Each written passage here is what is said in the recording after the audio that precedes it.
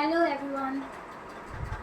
आज ये हमारा सेकेंड वीडियो है जिसमें हम डीप लर्निंग का सिर्फ अपने educational related topic it's a deep learning उसी के बारे में बताने जा रहे हैं। और ये डीप लर्निंग ठीक है, जो कि हम आपको पहले भी इंट्रोड्यूस कर चुके हैं अपने फर्स्ट वीडियो में, जो कि हमारा फर्स्ट वीडियो टोटल हर एक चीज़ का शॉर्ट डिस्क्रिप्शन था।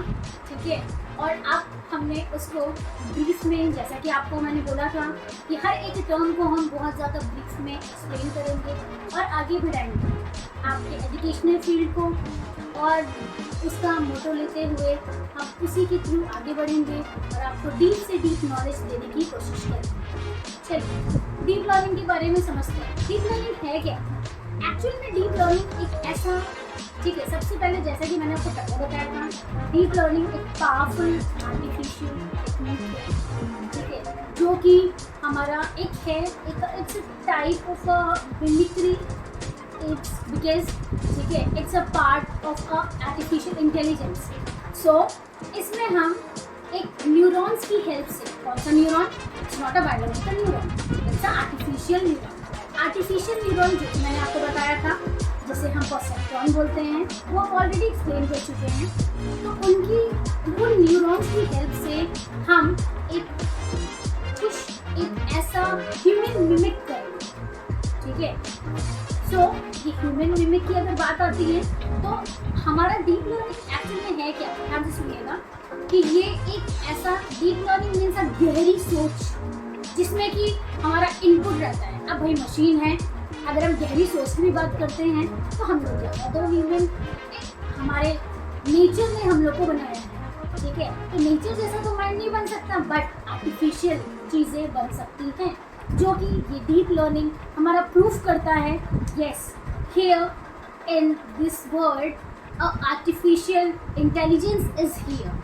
सो ये प्रूविंग, ये शो करती है कि यस, अब आपको हम बताते हैं कैसे, ठीक है। इसीलिए मैंने कुछ टॉपिक्स भी अपने बोर्ड पे पहले से लिख के रखा हुआ है, जो कि I will teach you importance of the deep learning as well as the application of a deep learning in brief. So सबसे पहले हम आपको डीप लर्निंग के बारे में बताएंगे।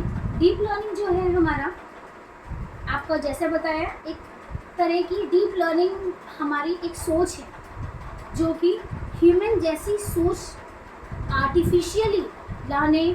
और अगर हम बात करते हैं ह्यूमन मिमिक की, ह्यूमन की इंटेलिजेंस की, आर्टिफिशियल इंटेलिजेंस की, तो सिर्फ आता है हमारा ब्रेन।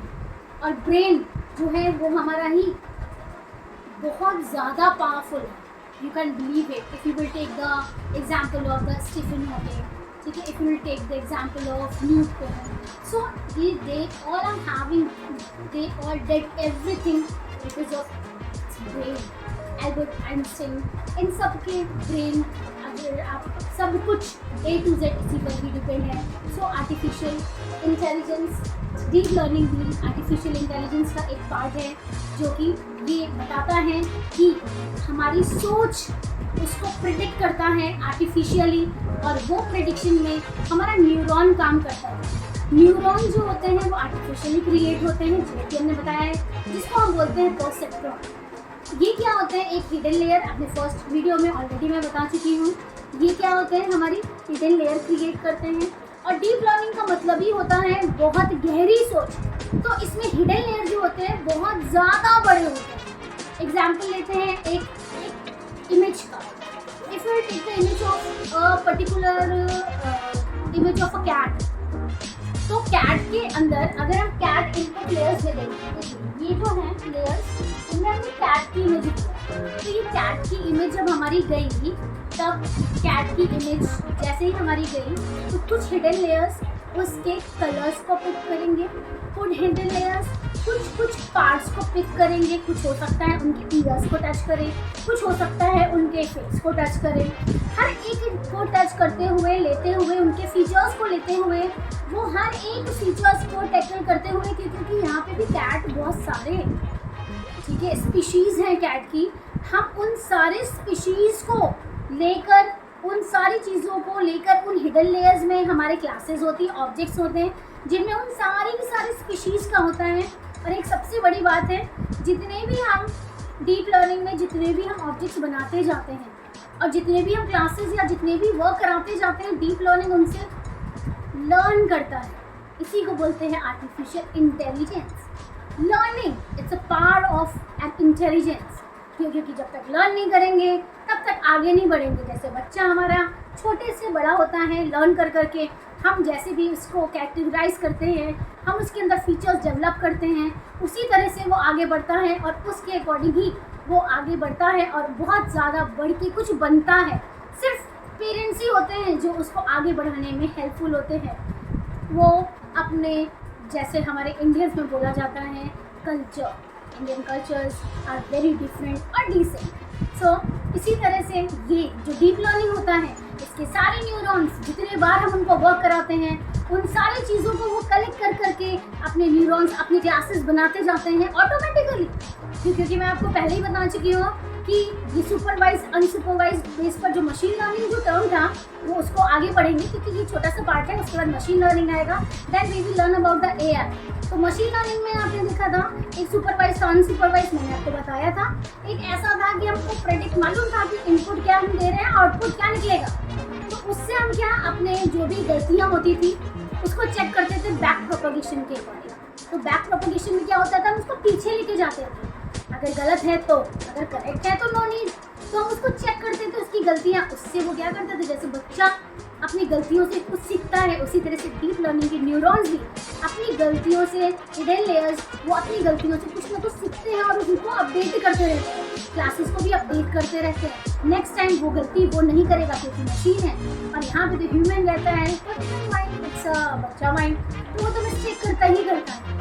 ठीक है, because we are not perfect, but when we talk about the machines, it's perfect, can do anything without getting tired and without getting bored. You know this, all these things, so no need to explain all this stuff. So ये deep learning हमारी hidden layers create करता है, जैसे कि मैंने आपको cat का example दिया, और वो क्लासेस से मैच करता है। लास्ट में जब वो क्लासेस हमारी जिससे मैच करती हैं उसको हमारा आउटपुट में दे देता है।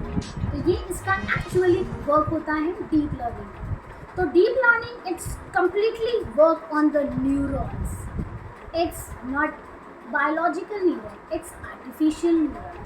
चलिए अब आते हैं आर्टिफिशियल डीप लर्निंग के इम्पोर्टेंस के बारे में स्टडी करेंगे। डीप लर्निंग जैसा कि मैंने बताया वो सीखता है, it's a machine, so it can't do any type of mistakes, that's why it's accurate. It is having accuracy every time. It will not going to be mistake. If it did, it will prove. I told you with the help of the back propagation. Back propagation इन सब के बारे में हम लोग पढ़ेंगे। बस थोड़ा थोड़ा टर्म आपके माइंड में आएगा जो कि आपको डायलेक्ट करेगा और आगे आपको बहुत ज़्यादा एक्टिव बनाएगा आगे की लर्निंग में।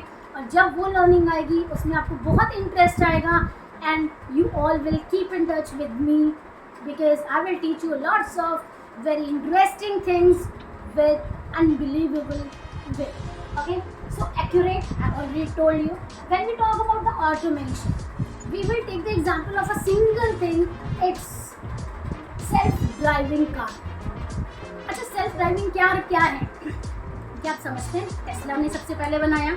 ये सेल्फ ड्राइविंग कार का सेंस क्या है समझते हैं? ये सेल्फ अपने आप चलती है, इसको किसी भी ड्राइवर की जरूरत नहीं होती है। It can control itself only. It knows where a person is standing, where a poles are here. How it knows? It's not a human. It knows everything. But here it's a one thing. It knows the object. मतलब कोई भी उसके सामने चीज़ आ रही है ना, तो वो समझता है कि हाँ ऑब्जेक्ट है, चाहे वो पोल आए, चाहे वो पर्सन आए, चाहे वो कुछ भी आए, ट्रैफिक आए, मतलब इवन हर एक चीज़, स्ट्रीट टर्न्स, हर एक चीज़ में it knows the one thing only, it's an object. उसको मालूम है कि कुछ सामने आ रहा है। अब उसको ये नहीं पता करना क्योंकि ये तो मशीन है, मशीन को ज़रूरत नहीं होती है पता करने की, हर एक चीज़ को एक्सप्लेनेशन देने की, हर एक चीज़ को सिर्फ उसको बताया जाता है कि ये ऑब्जेक्ट है। ऑब्जेक्ट मतलब एक चीज़ है, जैसे हम लोग छोटे बच्चों को बताते हैं यहाँ पे कोई भी चीज़ रहे तो उसको छूना नहीं। हमारा किचन थोड़ा सा हार्मफुल है, या तो कहीं पे भी जाते हैं इस एरिया को मत टच करना। रीज़न क्या रहता है? सिर्फ यही रीज़न रहता है, उनको सेव करना। इसी तरह से हमने अपनी सेल्फ टेस्ला ने अपनी सेल्फ ड्राइविंग कार में सिर्फ इतना बताया हुआ है, ड्राइव करते समय कोई भी ऑब्जेक्ट आए उस साइड नहीं जाना है, उससे टर्न लेके आगे हमें मूव करना है, चाहे वो मूविंग बाइक या मूविंग बाइसिकल कुछ भी हो, वो एक ऑब्जेक्ट लेकर चलता है और उसी के अंदर मूव करता जाता है और अपने ड्राइव को परफेक्टली फ्लो करते हुए, ड्राइव करते हुए बहुत इजी गोइंग वर्क करता है। अब आ गया इनोवेशन।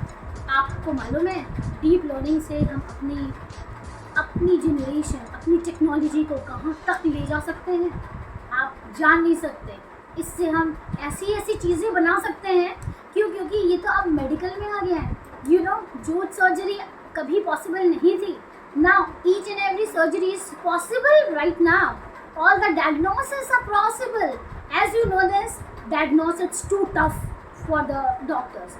क्योंकि डॉक्टर वही परफेक्ट है जो डायग्नोस अच्छा कर सके और वही उसी के ही पास जाते हैं, उसी का ही एक लेवल होता है और वही चार्जेस भी लेता है भाई, क्योंकि वो एक्स्ट्रॉर्डिनरी है, ठीक है।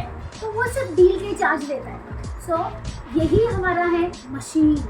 अब इसमें अगर हम बात करें इनोवेशन की, तो इनोवेशन में अगर आप सिर्फ एक मशीन को दे दीजिए कि आई हैव दिस प्रॉब्लम, या तो when you will submit it inside the machine all the documents, it will tell you all the things. You can make it with the help of DNA only, with the help of RNN and CNN. You can make it. It's possible to make.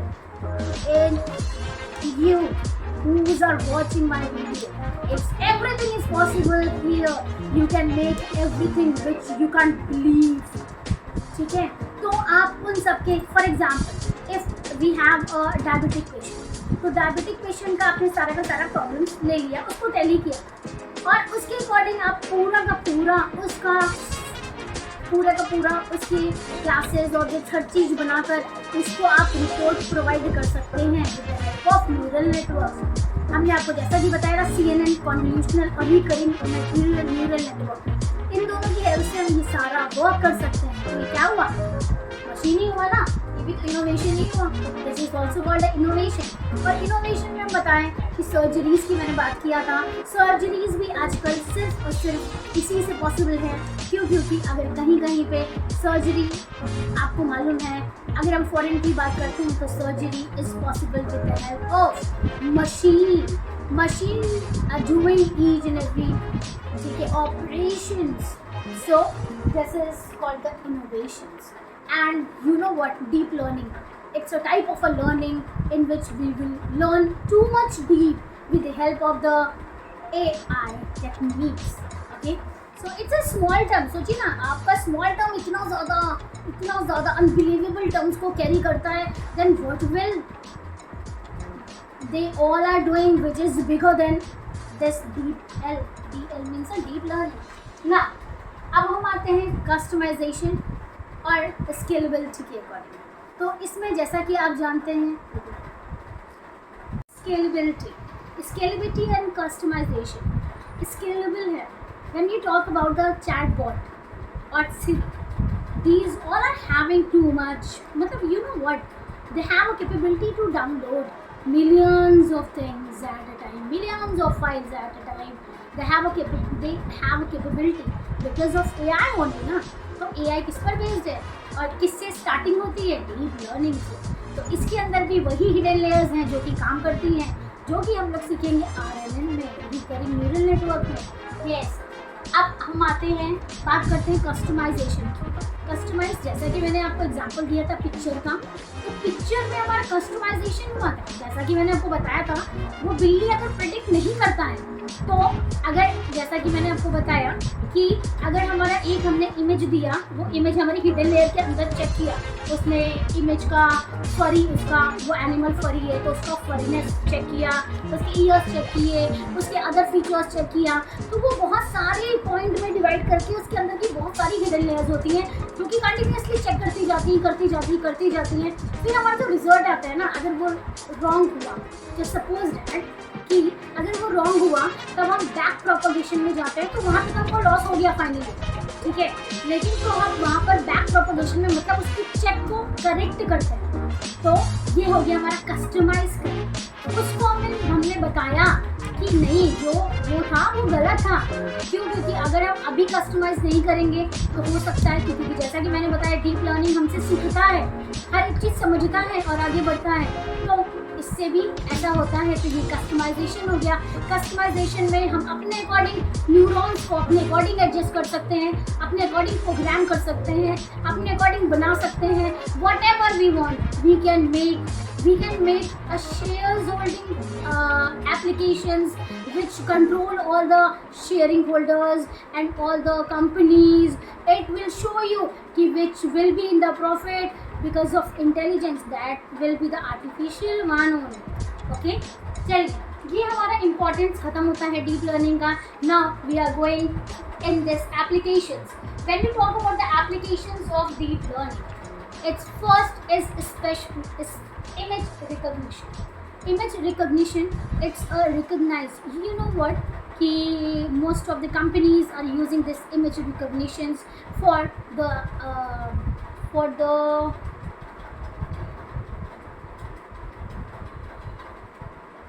for putting the attendance of the customers, of their employees. ठीक है, so they are putting image recognitions.